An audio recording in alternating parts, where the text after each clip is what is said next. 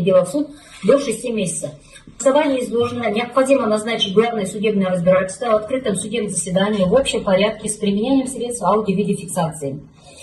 Руководствуясь статьями 320-321 Уголовно-процессуального кодекса, суд постановил в удовлетворение ходатайств защитников подсудимого Бишимбаева, Хусейновой, Рамазановой, Балашова, защитника подсудимого Байжанова, Ынтыкбаева отказать,